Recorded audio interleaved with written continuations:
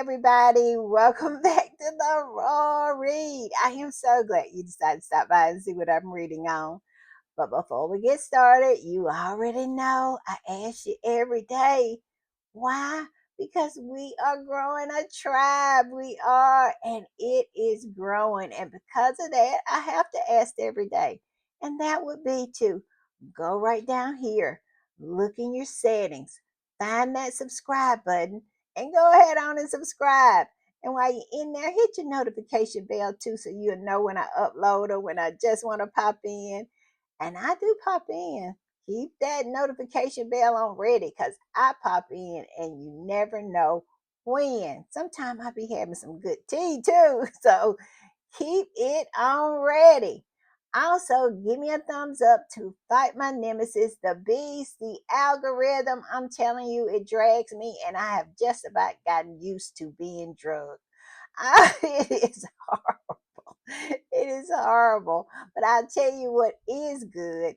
It is y'all supporting the channel by watching the commercial. It means everything. I know it's so tempting to hit that skip button, but y'all hang on in there and watch the commercials to support the channel. And I just want to say I appreciate it so very much. It is so appreciated. I just want to stress that. It is so appreciated. Also, right about here, that's our join button. That's for channel memberships. And if you choose to become a channel member and a part of the reading club, you will be supporting my channel to grow, to improve, and to continue. And I'll be so grateful, so thankful, so over the moon appreciative for your support. Also, if you just want to do a one time donation, our super thanks button is right over there. And all donations to the channel is always greatly appreciated. All right, y'all, I have a shout out. I do. I want to shout out Janet Glazovich. Janet, thank you. Thank you for the super thanks. But most of all, thank you for being a part of this community and a part of this tribe. It means everything. I'm telling you, your support of this channel always coming through everything. Everything. I am so lucky to have you and don't think I don't know it. All right, with all that said, let's get to the read. Y'all know I've been in these streets, so y'all know what I do when I put the read together. I hit these internet streets, and that's exactly what I have done today. I have been all over the place on all the social media platforms. Now, I have been busy. Yeah, I did a pop up, and a lot of little things had, kind of went off the rails, but I was in these internet streets. I really was. I was on Blue Sky. I just peeked in on TikTok. If you don't have a whole lot of time, ain't no need to go into TikTok, I tell you, because it will drain your time. It be just that good. And then I went to Instagram. The squatters over there are just all over the place, but mostly just still absolutely lifting Harry up. I'm telling you, just absolutely putting the spotlight on our faith. And then I landed on X, formerly known as Twitter. And that's what the squatties over there are doing. But I'll tell you what is going on over on Twitter. It is hey, I told y'all about it yesterday in my podcast about how Hugh Grant absolutely just dragging Pierce Morgan, and we all know how thin skinned he is, and so just cannot allow anybody to get one up on him. Y'all remember the last tweet I showed y'all that he had tweeted? He was talking about people are saying that him and Hugh Grant should fight. Y'all remember? And then he went and posted. This is the latest. He went and posted Hugh Grant's mug shot where Hugh Grant had got arrested, which I think was in the 90s sometime. But I'm telling you, I didn't see where Hugh Grant answered him back with that. But Hugh Grant did not have to because it's so many people rushed in to absolutely put Piers Morgan in a chokehold. It was really, really funny. They start posting all kinds of pictures of him with all kind of nefarious people that he has associated with. And I'm telling you, the last time I checked, he was on mute mode. And I think even John Cleese, a lot of people don't know who John Cleese is. He an old school actor, and he was in a lot of comedies. I think with I don't know, I forgot exactly any of them that he was in, but he's British, and he entered the chat, and he went after Piers Morgan too. He said, "This is too good. I got to get in on it too. I got to get in on the dragon." And he was up there dragging. I saw a article where the Independent had wrote about it.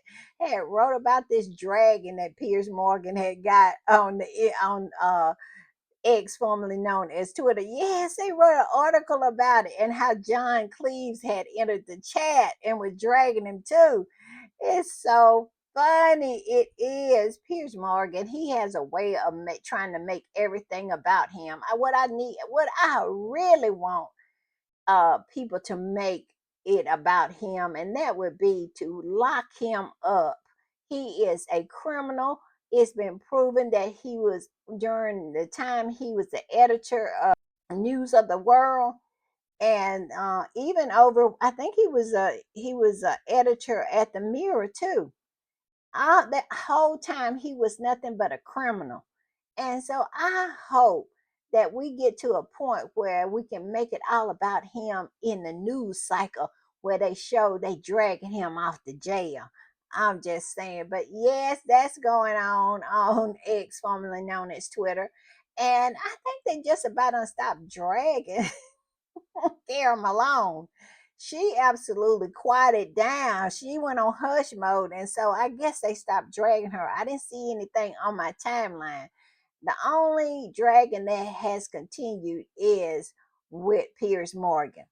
And like I said, it's just kind of all over the place, but mostly it's squatties just absolutely shining the light on Harry. And they still, oh yeah, I forgot about this. They are still dragging William. Y'all know we talked about that. How he is such a faker. And they are absolutely continuing to roast him. Yes, he a fake environmentalist. Him and Charles both, because we all know Charles do not do anything but preach about the earth and all this kind of stuff, and came in a helicopter to tour a food bank. That's what he did.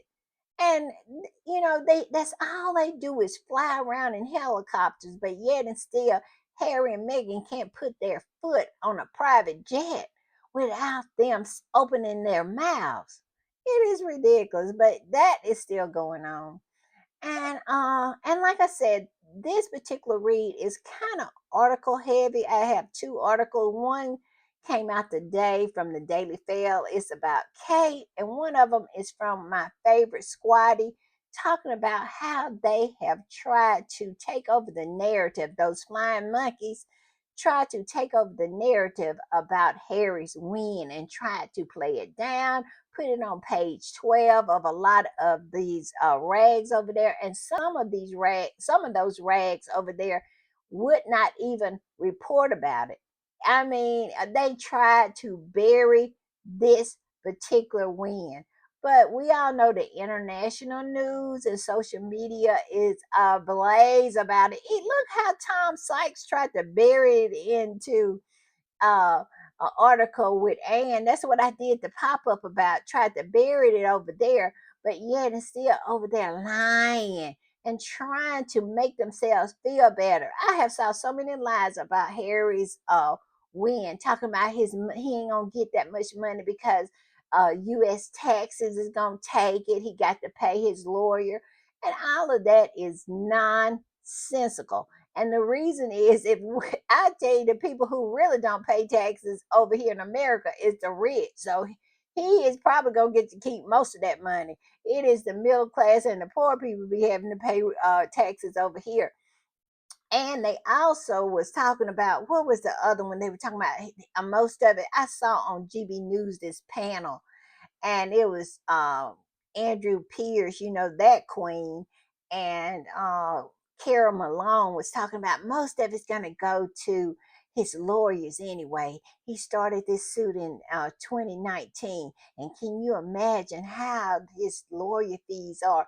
But we all know that that is a lie, because it was made perfectly clear that Harry was going to get his coins, plus Murdoch was going to pay his lawyer fees, and that was going to be separate. But they try to do everything they can to make themselves feel better. I am convinced that these people are not so much lying to the public as they are to themselves to make them feel better, because reality has absolutely caught up with them.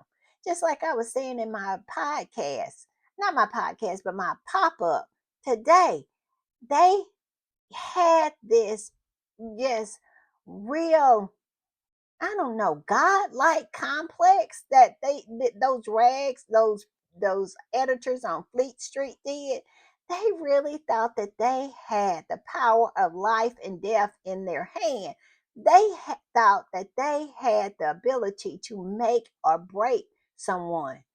And it has been done, and they have done it up until the point Harry and Meghan, up until Harry and Meghan, because they really thought that they had that kind of power, that they could be the undoing to everybody. And it wasn't just them who thought that. William, that whole family thought that. That is the reason why they bought into the invisible contract, because they really thought that they would be protected and Harry and Meghan would be destroyed, because that's what they wanted. They wanted Harry and Meghan destroyed. That's why them and those rags were hand in glove, because they bought all the rags and the royal family. William and Charles wanted Harry and Meghan destroyed. They had the same interests, so they worked together to achieve that. But little did they know who they was absolutely dealing with. They underestimated Harry and Meghan. And looky. It turns out they're not as powerful as they thought. And the most powerful one had to bend the knee, had to absolutely admit to guilt when he had never done it before. And they cannot handle it. They're telling themselves all kind of lies. That's the reason I said I don't know if they're lying to the public as much as they're lying to themselves, because they just about can't handle the truth. It's like that movie I said before, they cannot handle the truth. What was it? A Few Good Men, yes, with Tom Cruise, yes. They can't handle the truth. They literally cannot handle it. So they make up all of this nonsense to try to make themselves feel better. Now, I'm going to start with this, and this is from Dre. He is one of my favorite content creators, and I must say, I wanted to add this to my podcast because I have, y'all, I talked about this yesterday in my podcast, talking about how things have changed and how I see people coming to Harry and Meghan's rescue. I'll go in a comment, I look in there, where I used to have to do the yeoman's work of going in there and fighting for Harry and Meghan. And when I get in there, it's so many people already got the job done that I just back up out of there. And I was wondering, is it just me? Is it my timeline where I saw this and I had to share? No, it's not just me. It's really happening, because Dre is seeing the same thing. And he said this: the way I'm seeing content creators who typically don't talk about anything royal come out and defend not only Harry and Meghan recently, but Harry's major victory against NGN. is glorious. I didn't expect it. Yeah, so we are all seeing the same thing. It's happening, y'all. The worm is starting to turn. It is, and they feel it over there. And they're getting more and more desperate. And that is the reason why we're going to have to consistently fight harder because that's the way a snake is. They really, really start to strike when they feel that the end is nigh. When they really start feeling defeat, that's when they become really, really dangerous. And so we got to keep the pressure on. We got to continue to be vigilant and we got to continue to support our faves. I'm just saying. But yes, Dre is seeing the same thing that I am seeing. And like I said, it's a good time to be a squatty. It is. I'm just saying. All right, y'all. I'm gonna put this up, and like I said, this is from one of my favorite squatties. It's an article, and it just puts into words exactly what those people have been doing over there across the pond. Those flying monkeys, they've been covering up their poop and trying to diminish Harry's victory. But we all know that they know what the deal is. They all saw Goliath bend the knee to David. They did. But they have done their best to try to get control of the narrative, to try to say that Harry settled. All kinds of nonsense. We even talked about what Tom Thumb had Sykes was talking about over there with that nonsense with flat face Camilla Tomney talking about Harry settled because he was scared he wouldn't he came over there for that trial. He would be scared he wouldn't get back in the United States. It does some crazy junk. But anyway, just old nonsense like that. But they want to try to control the narrative. They want people to believe all the nonsense. It's all for the weak minded. That's what my grandmother used to call people who would believe anything. She would used to call them weak minded. And it is plenty weak minded people who believes that nonsense. But like I said, we are really, really still in the fight. Just because we have had this victory, we cannot let up off the gas because Camilla Tominey and all of her ilk, all of those Tom Sykes, all of those other flying monkeys over there, they get really dangerous, including that family, when they are backed into a corner and when they know they are losing. Look at that article in Vanity Fair. That is the most well, you can't read it because I read Tom Sykes. He analyzed it and whatnot, and if it's anything like that, like he said it is, that's the most unhinged nonsense I have ever heard of. But it is born out of desperation. And they're going to start putting out more and more crazy old nonsense because they're desperate and they know that they have lost the plot. I'm just saying. So just get ready, buckle up, and we all know that the Invictus Games is coming soon. We only a few weeks from the Invictus Games, and we're gonna hear all kinds of nonsense. I'm telling you. But anyway, let's get to this article. Like I said, it's by one of my favorite squatties, and the name of the article I'm gonna put it up is called "Silent Triumph." And it says how the tabloid press buried Prince Harry's victory over Rupert Murdoch's empire. And they, at least they tried to. They absolutely did. But we all know that was an impossible task. They could not do it. But it wasn't because they didn't try, especially those rags over there. And like I said, it was on page 12. If they had 24, if the rag was 24 pages deep, it was on page 24. They really tried to cover up that poop, I'm telling you. But let's get into it. And it says there are moments in history when power is exposed, raw and unvarnished, for all to see. This week, one of those moments arrived. and almost unbelievably, it was hidden in plain sight. Where is the lie? Where is it? I'm telling you, they said, like I said, they said a Daily Fail, it was on like page 12 or something like that. Some of them didn't even write about it. And then people like the Daily Express got old Kara Malone to write an article, and she was up in there lying, talking about Harry. He was supposed to be a crusader, but yet instead he just took their money. And they absolutely skull dragged her on that one. Yes, they did. But she wrote an article. And then that's what that whole post was, to absolutely promote that article she had written in the Daily Express. And she didn't get anything out of that except a skull dragging, because nobody gonna click on that. I'm just saying. But I digress. It goes on to say Prince Harry, alongside Labour peer Tom Watson, secured a resounding victory against Rupert Murdoch's News Corp newspapers, NGN, forcing the media mammoth into an unprecedented admission of illegal activity. Yet, if you glance at the headlines in the very media that perpetrated the crime, you might not have noticed. I'm telling you, they were on mute mode over there. They absolutely was.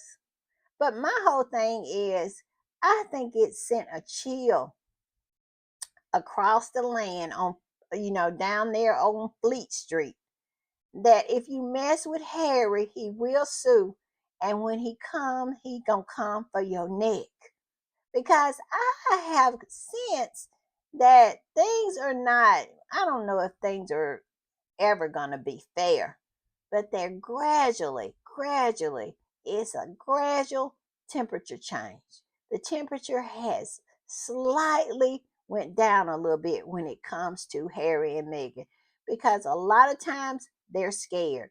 I was watching some panel shows, talking about it over there in Australia, and they used to be so mean to Harry and Meghan. Not a good word muttered about them. But I can say, their reporting on this particular victory of Harry was pretty fair.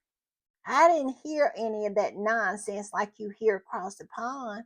I don't know if a chill has went across the land down under, but I sense a little turn. I do. But it goes on to say this is a story of systematic wrongdoing, of privacy obliterated by relentless pursuit, and of a media conglomerate bending every rule, legal, moral, and ethical. Where is the lie? It says, yet it also is a story about the lengths of which that some press will go to control the narrative. And that is so true.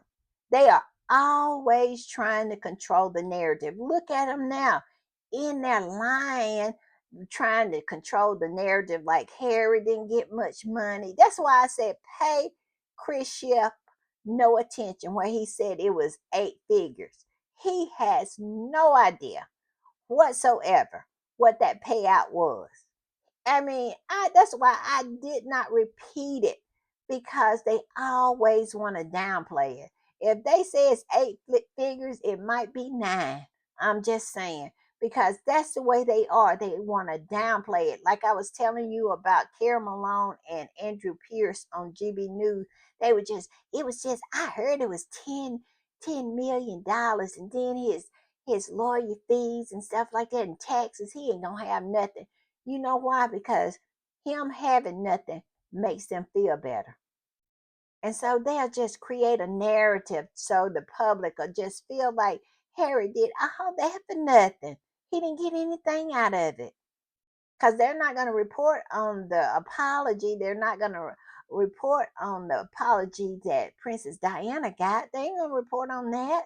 And they're going to report on the money that they have no idea how much he got, and try to make it as small as possible.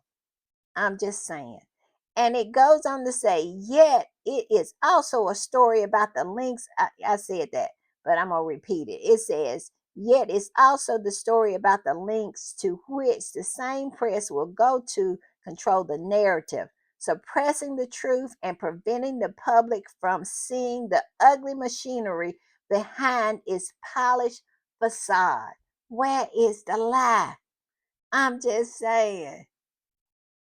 And then it goes on to say, for decades, Rupert Murdoch's NGN through the Sun and the now defunct News of the World engaged in a campaign of intrusion so egregious it would have embarrassed Orwell's thought police.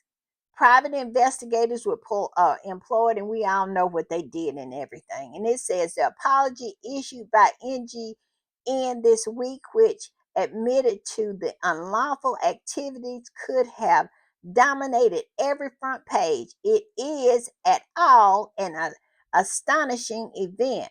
One of the most powerful media empires in the world being forced to confess its sins in the face of two claimants who refused to back down. Yet the story was muted, twisted, and ignored right out by many outlets because to acknowledge it would be to admit the complicity in a culture that thrives on impunity. Where is the lie? Where's the lie? And I'll tell you what is so weird to me, that these people are so powerful. Like I said, they really thought that they had the power of life and death in their hands, in their pens, in their ink and paper. And they had a lot of power because we all know IPSO, which is supposed to be the watchdog that was set up by the Leveson Committee, which was a joke, and it's funded by those rags. So, how can you watch over yourself? It's like them watching over themselves. And even with all this stacked up against Harry and Tom Watson, they still brought Murdoch to his knees. He had to bend the knee. And that is, like I said, I believe that's in a chill through Fleet Street. They better watch themselves because at the end of the day, they're not untouchable as they think they are. But yes, and that's why I think they buried it. They buried it to keep their readers stupid, and they buried it to try to hold on power and not be perceived as weak as they are, because they have been weakened. This whole claim, this whole court case has weakened them. It absolutely has shown the soft underbelly of this particular industry. It absolutely has. And it goes on to say the absence of a prominent coverage isn't just an omission, it's a tactic. This is a tactic. They absolutely just don't try to block out the news and just take control of the narrative. And we all know what the narrative they want to run on this particular story, and that is Harry Settle. He took the money. But I tell you what, the squatties are not going for it, and they didn't go for it in the beginning. Go back and run those the squatties podcast. It's not one that I saw fell for that okie doke. We all said, number one, we don't believe what Chris Ship said about the money. He don't know how much Harry got. We are not going to take his word for it because he's a known liar and he works for a lying thieving organization, ITV. We all know what their reputation are. So why would we believe that? And number two, we absolutely did not go in for the fact that Harry settled. We never said, well, Harry's done settled. He said, no, we always said that NGN settle with Harry. Yeah, so they didn't get really smart people to buy into that nonsense. And like I showed a sound bite, it was a lot of people saying that on air that no, Harry hadn't settled with anything or any entity. They settled with him. And it says the tabloid press, particular those under Murdoch's banner, has long relied on the strategy of deflection and omission to maintain its power. Absolutely. And and I saw this, and I think it was on a panel or it was, I watched so much, but they were saying that a lot of these tabloid papers don't make a lot of money. We all know GB News don't make no money, but it's about the power and the influence that they have with the powerful people. And that's what it's about. It is about being able to make and break people. The MPs, the prime minister, had wielding that kind of power. They can bring a government down, like they're trying to bring the Labor government down. But they have been absolutely humbled by Harry. Harry showed them you don't have to absolutely bow down to them. You don't have to allow them to treat you any kind of way. You don't have to allow them to lie on you. You can stand up to them and you can win. I often think about what Charles said to Harry, that it was an unaliving mission. And he had everybody against him, including his family and his father. His father actually sided with his tormentors. But we all know that story and we all know why. Because his father was working with his tormentors to torment him as a way to clear the way for him and his horse. So we know why he felt the way he felt.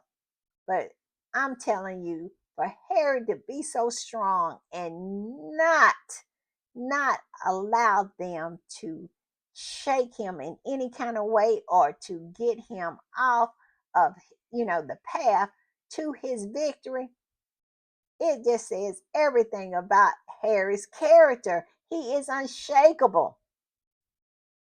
I'm just saying. And it goes on to say, why does this matter? Because the press is in a democracy isn't just another business. And that is so true.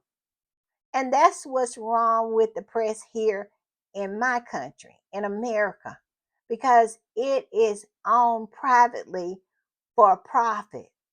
The press should not be for profit.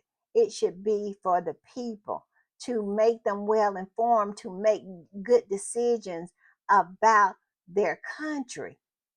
But when you have a for profit element into it, they'll do anything to in order to make more and more money. And that's what has happened here. And that's what has happened in Great Britain. And who is the people that is hurt by that? The people. Us. We're hurt by it.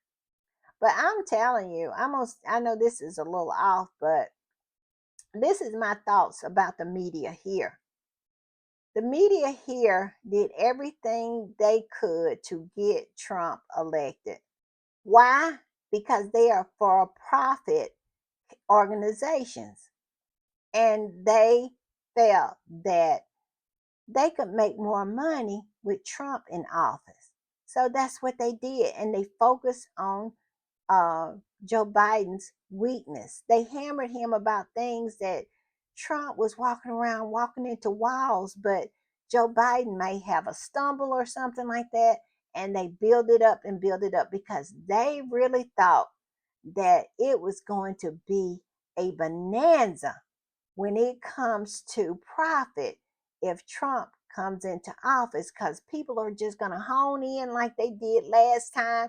And they made so much money off of Trump being in office, the chaos, and everybody was watching. What is he going to say now? What he's going to do now? What he's going to say now? But what they did was they did not read the room. I guess I could put it like that.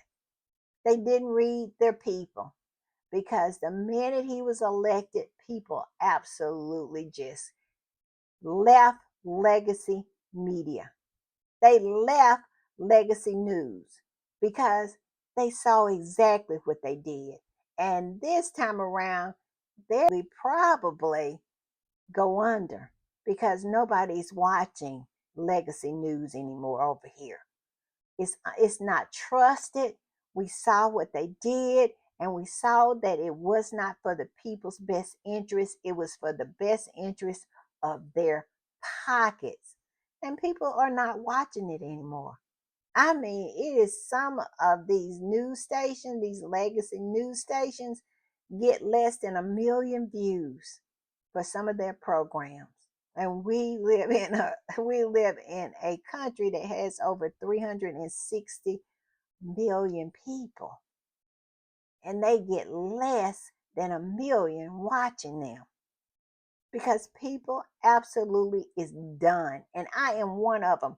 I'm not watching none of it. None of it. I read Reuters. I read AP. It's some, independent TikTokers and uh, people who keep up with the news and break it down. I watch them. Minus Touch, I watch that. That's here on this app. Great source of news. But people have just absolutely given up on legacy news media because they failed us. And that's what's going on here. They are failing the people of Great Britain. And I can tell you, the people here in America, we have turned off. They will not get our eyeballs. And I mean, it happened like, you know, it's just so funny. I saw it on social media. They said it's as if it was like mental telepathy. Everybody felt the same way at the same time and did the same thing. They absolutely did. It was as if we knew what we needed to do. We knew the assignment when we woke up the day after the election, and that was to turn off legacy news because at the end of the day they failed us, and people was just canceling their Washington Post subscription, their New York Times subscriptions. All of that is down. People are not trusting any of it because they let us down. And that's what this whole thing is about. I know that's a rant. Y'all know I go on a rant, but that's what's going on here in my country. All right. And it says, let's see, it says, why does this matter? Because the press in a democracy isn't just about a business, it shapes public opinion, influences elections, and frames the debates and defines society. Exactly. And then when it's corrupted like that, then it creates chaos and you get corrupt leaders. And like I said, that's what's happening here. They failed us. And people absolutely went over to their television and did this. They cut it off.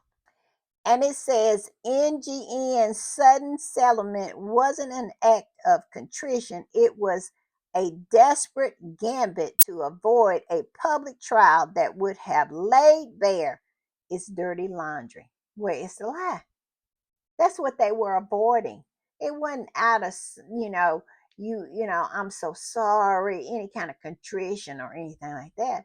It was, I don't want to be exposed. And it goes on to say, as legal analysis have shown, NGN didn't win by outspending Prince Harry and Watson or forcing them to fold under the weight of the cost. Instead, it surrendered. It surrendered. And I'm going to leave it right there. And I love that word. Hadn't used it in a post or anything like that, but will moving forward. Because instead of saying that NGN settle, I'm going to start saying NGN surrender. Because that's exactly what they did. They absolutely folded like a tent. And it said it wasn't a victory for NGN, it was a humiliating defeat. It was. I mean, Harry ran the tables. They have tried to change the narrative into he was some kind of selfish person who wanted the money. He never was. It was never about him, his being moral or anything. It wasn't about any of that. It wasn't about him being hurt by what had happened. It was all about the money. It was a money grab. That's the narrative they want to go with. But the problem is nobody's buying it because nobody's saying it but them. I'm just saying. All right, y'all. This is another article I want to talk about. This was in the Daily Fail today. I'm gonna put it up. And it's saying that Kate Middleton offered to appear on Vogue covers to showcase role as global fashion icon. And I slowed that down because didn't want to chuckle in the middle of it. Can y'all believe that nonsense? When has Kate Middleton been a global fashion icon? What outfit has Kate Middleton worn that you can say was iconic? All right, I give you a little time. I don't have a watch on, but I time you with my wrist. What? What outfit that Kate has worn that has become iconic? I talked about how Michael Jackson, you can just show some shoes with some white socks and you know it's Michael Jackson. I saw a picture with a hat and a sequin glove thrown over it, and people said that was Michael Jackson. That's how you know you're an icon. Okay. And you know you're an icon when you can put something like this up and people know exactly who you are. Yes, it is a fashion icon in that family, but Kate Middleton is not it. What outfit has Kate worn that you associate with her just right off the top of your head? Megan, so many. The red dress that she wore to the Royal Albert Hall, the white outfit she wore to St. Paul Cathedral during the Queen's Jubilee, the green dress she wore to Commonwealth Day on her last royal event as a working royal. And it goes on and on and on. That all of these iconic. What about the blue dress with her and Harry with the walking up under the umbrella in the rain? That's iconic. Where's these iconic looks that people can just pull up in their head, just like I just pulled those up in my head? Where are those moments? Where are those outfits for Kate Middleton? Kate Middleton has never had her own fashion identity. She came there and she started dressing like the queen and her dead mother in law. And that's the way she was dressing until Megan showed up. And then she incorporated Megan's style. She absolutely just ran with Megan's style. It had gotten to the point where it was almost spooky that she was copying so hard and has continued to do so. So, my whole thing is when I saw this headline, I had to read it slow to keep from cackling like I just did. It is ridiculous. But it goes on to say, I'm going to put it up. It goes on to say this article. It says the Princess of Wales has been offered a global cover of Vogue. The Mail on Sunday understands. I bet they've been over there begging for that cover. Yes, we know that she wants to be Megan. She wants to be Megan. She don't want to work and do engagements anymore. So she used her performative cancer to keep from having to do that. She just want to do the fun stuff. And it is so ridiculous. And at this point, it is so obvious because this woman went skiing and supposed to just, she can't do any kind of engagement. She can't pull a string and show a plaque. She can't cut a ribbon, but she can go skiing. And now she can also have a photo shoot with Vogue, but she cannot do any engagement. When will the people of Great Britain wake up and stop running these folks a check? We already talked about what William was up to in my last podcast. Now look what Kitty Cat is up to. It is ridiculous. It says the offer, which would allow Kate to choose her own photographer, be in charge of fashion choices, and decide whether or not to grant an interview. And we all know they are not going to give her a cover without an interview. And I bet you in this interview, I wouldn't be surprised if she didn't say she had put on the cold hat, the cold cap. Y'all remember the last time when she went over there to the hospital, she didn't know none of that, none of that. And then talked about how she got used to her port, how she just got so used to it, like she loved it. And that just goes against everything when it comes to cancer. People who have cancer, that's one thing that they hate having is that port, and that is a celebration when it comes out.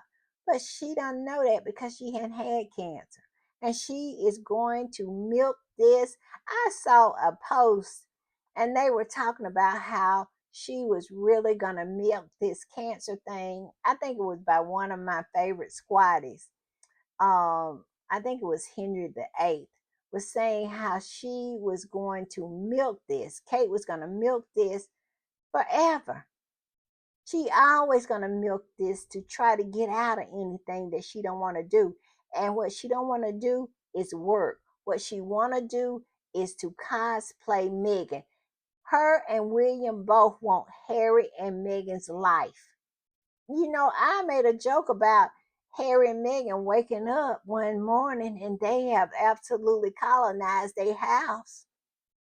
They absolutely, I would not be surprised if they did not purchase a house in America. I'm telling you, this whole Vogue thing is all because of Meghan.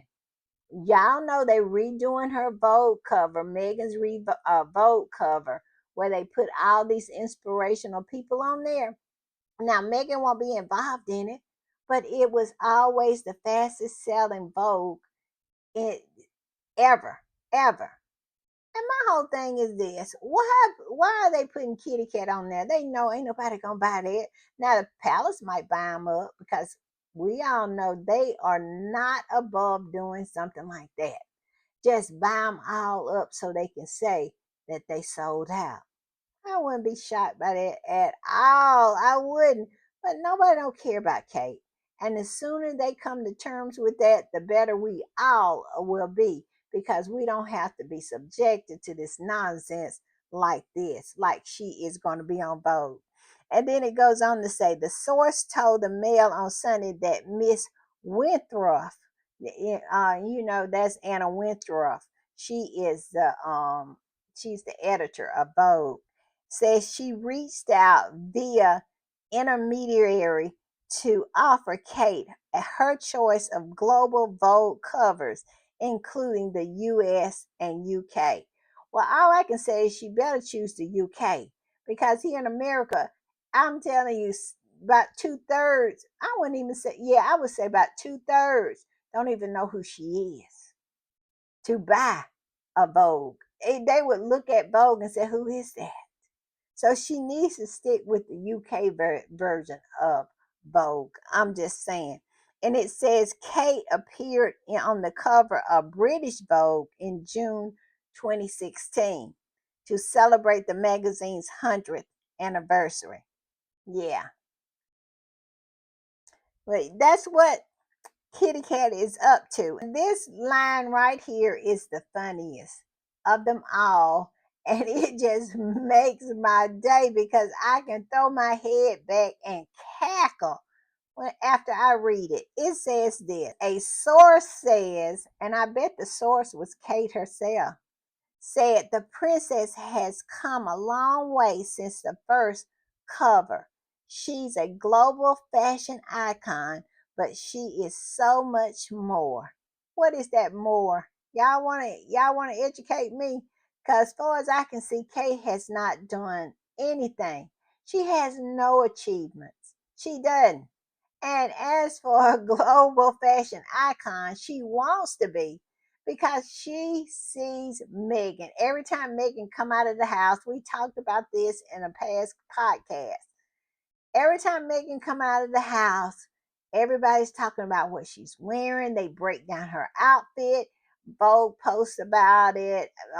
Marie Claire posts about it.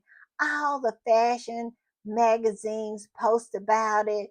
People who are not involved in fashion post about it. And she wants that for herself. Just like William wants to be a global statesman, he wants to be like Harry because he knows Harry has been called a global advocate. They want Harry and Meghan's life. I keep saying that because it is just playing out in full view of our eyes that these two people are just that sick.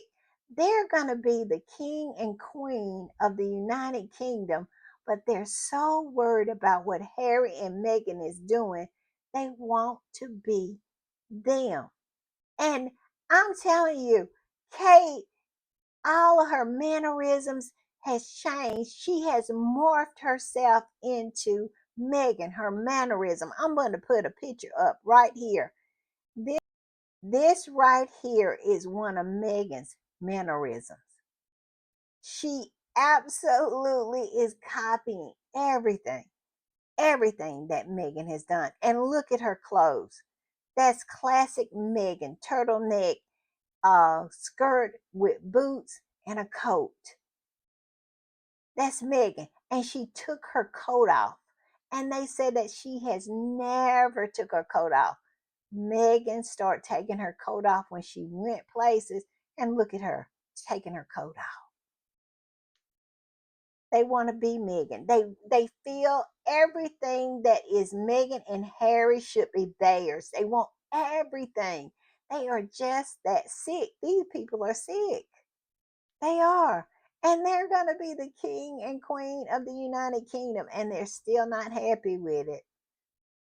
And I bet they are miserable because all they do is fail time and time and time again. Because I'm going to tell you, the minute that cover hit, I'm going to be all up in them comments reminding people that she was concerned about what Archie's skin tone was. We ain't gonna never let that go. And we ain't gonna never allow her to use cancer to cleanse the stench off of her. That stench shall remain. I'm just saying. All right, let's go on. All right, I'm gonna put this up, and Not My King, y'all know that's a Republic group, posted this when they said that Kate was gonna be on the cover of Vogue. At least that's what they're peddling. I won't believe it until I see it because I don't think Anna Wintour can absolutely make Kate into a fashion icon. But this particular um, person, like I said, their Republic group, and it says, "Did you think she might showcase her charity work? She ain't got none. She ain't got no charity work, and she do not have any fashion. No iconic fashion looks. But this is all about Megan.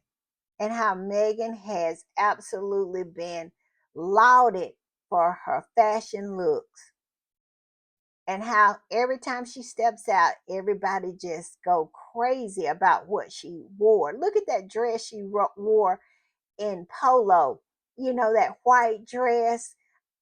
Everybody was like, "Where did that come from? Where is them looks for Kate? Where is that?" It is just ridiculous. It is just tiring at this point to see people propping up this mediocre woman. And that's what she is. She's a mannequin. She's mediocre. And just to continue to prop her up, it's ridiculous to me. It is. I'm just saying. All right, I'm gonna put this up, and this particular squatty said it the way it needed to be said, and basically what I was saying. It says, "Who has ever come up with this ridiculous notion that Kate is a global fashion icon? Who came up with that? I am in agreement. I want to know. Come to the front, please, so we can look you in your eye and give you a mental health evaluation, because something just ain't right. I'm just saying." And it goes on to say, are the 1950s coat dresses that she wear the epitome of fashion? She dresses like Queen Elizabeth II and Camilla. And don't forget, she cosplays Megan hard. The only time she actually wear anything modern is when she copies the Duchess of Sussex, where it's a lie. And that whole outfit that she had on at that hospital was cosplaying Megan. That was Megan's style. And that style you saw her when she called the paps on herself at the optometrist. That was Megan's style. The long coat, the big leg pants, the scarf around the neck. She ain't never dressed like that. But she has absolutely colonized Megan's look, and now she want to try to strut it all, put it all on the cover of Vogue's and claim it for herself. Just colonize it and put it on the pages of Vogue and claim it for herself. This is what this woman gonna do. All right, I'm gonna put this up. And this particular squatty said this: "I wouldn't mind if Kate was on the cover, because I want the British people to see for themselves that Kate would rather pose for an American magazine cover than to go out and do some charity work, visit one of her many patronages." Where is the lie? Where is the lie? She absolutely has enough strength and stamina to go skiing. She has enough strength and stamina to go through a photo shoot and be on the cover of an American magazine while she cosplay and colonize Megan's style. But she does not have the strength to go out and do her job as the Princess of Wales of the United Kingdom. She don't have none of that. She don't have no strength to do any of that. I'm just saying. It said even open a cancer ward for God's sake. Where's the lie? When she go over there, she embarrassed herself because she don't know anything about that, because she's so mediocre. She don't even have the foresight to study what would be going on in a cancer ward. Did not just wing it. Just went in there. I know I didn't have a cold cap. I got real used to my port. And what was the other one she said? Oh God, what was the other one she said? Oh yeah, this about this. Yeah, she got a lot of sun and drank a lot of water. Did not know anything about cancer or being a cancer patient. So, and it said Kate has been doing this since last year. She'll go to a big glam event, but refuse to do any bread and butter charity work. The only reason she visits the hospital was because she thought Megan would be releasing her show, where it's a lie, at the same time, and wanted to knock her out of the news cycle by claiming she's in remission. And it wouldn't have happened. It wouldn't have happened because she also had put that bit production together. Her and William, they thought that was going to be the end all and be all, and they end up being a laughing stock. And that's the way she did this time. She absolutely went and thought this was going to be a big deal. Her saying that she's in remission, and went in there and just fumbled the ball. Just fumbled. Talking about she didn't wear the cold cap. She didn't do that, and sitting up there with every hair she has ever had on her head. I'm just saying. But I agree with this. I do. And so I'm gonna put this up, and it says the photo of Kitty. Anyway, when Wintrow wouldn't have to reach out through an intermediary, she would just call William and Kate's press secretary. Hmm. So they saying that this Daily Mail article is full of crap because that's not the way it's done. Because Anne Winthrop knows people, and what she would have done would have contact William and Kate's press secretary. They wouldn't have went through an intermediary. And what does that mean? Who is the intermediary? Anybody? Or it's the Daily Mail saying they the intermediary, or is they just trying to start something to get something out of her? So, getting her to ask for a cover or something. Who knows with these people? But all I can say is this: good luck, because that thing is not gonna sell. I'm telling you, it's gonna sell about as good as that book Robert Jobson wrote about Kate. Catherine. I think it was Catherine the Great. I can't remember what the name of it was, but it was about her. And you talking about flippity flop. I think it sold like less than 500 copies. Even her family members didn't buy that nonsense. I'm telling you, I saw something online saying Pippa's book sold more books than Jabo's did. She sold like a little over 1,000 books, and Jabo didn't even make it past 3 digits. I'm just saying. All right, y'all, I'm gonna put this up, and y'all, Charles is looking pretty bad. I don't know what's going on with Charles. It says the fact that Charles get his ass out of bed to simply attend church when he looks this bad. He looks bad. His lips look like he looks bad. And it says, and Kate, who claims she is in remission, continues to push the narrative that she won't come back to work just yet and will only do things that will bring her joy, is the biggest slap in the face. Where is the lie? Because Charles said he still get weekly treatments. And I don't know what to think about that, but this particular picture of him going to church, he look kind of bad around up in here. He does. I don't know. That's why I go back and forth with him and saying he has cancer and he doesn't. But then he might just look bad, period. Because we all know how them Windsor jeans just absolute, they just can't hold up. They can't. Them the weakest jeans. They absolutely hurry up and fall apart. Except the Queen. The Queen looked, good until she absolutely really, really got sick. But she looked good all the way through. But Charles and his horse, whew, I'm telling you, because Camilla is actually looking like a horse for real. No joke. But it goes on to say, Charles looks sick. You simply cannot deny that. The country has an heir and a queen in waiting it deserves. Mm-mm. And that ain't much, is it? William and Kate is going to be a disaster. Number one, the reason they're going to be a disaster is they're stupid. They really, really stupid.